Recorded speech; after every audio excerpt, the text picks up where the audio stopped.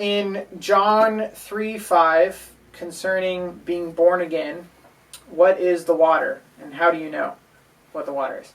So to remind us all, for those of you who haven't memorized John chapter 3, verses 3 through 5, this is what the passage says. Jesus answered and said to him, "Most assuredly, I say to you, unless one is born again, he cannot see the kingdom of God."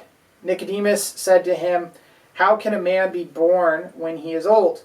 Can he enter a second time into his mother's womb and be born?" Jesus answered, "Most assuredly, I say to you, unless one is born of water and the Spirit, he cannot enter the kingdom of God." So, Jesus is referencing Ezekiel 36 and 37.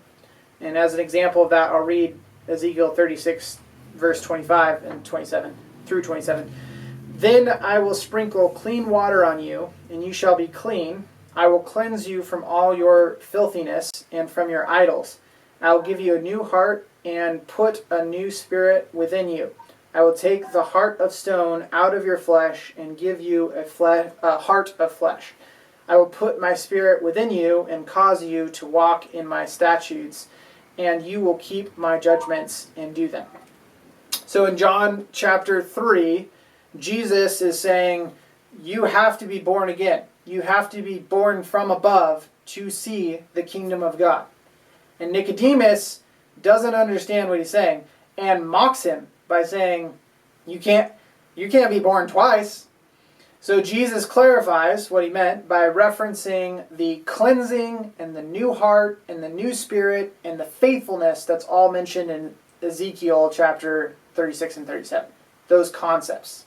And so some counter arguments to that. Some people argue that the water refers to an earthly birth, but that reference of water baptism referring to born of water, referring to an earthly birth, isn't seen anywhere else. So this would be the only time that was used like that. Others argue that this means that you need water baptism for salvation. But of course that's refuted elsewhere. The easiest example is the thief on the cross, not getting baptized but getting saved. So from the context of John, from the passage, we know what Jesus is referring to, because verse 5 runs parallel to verse 3. And verse 3 are referencing Ezekiel. So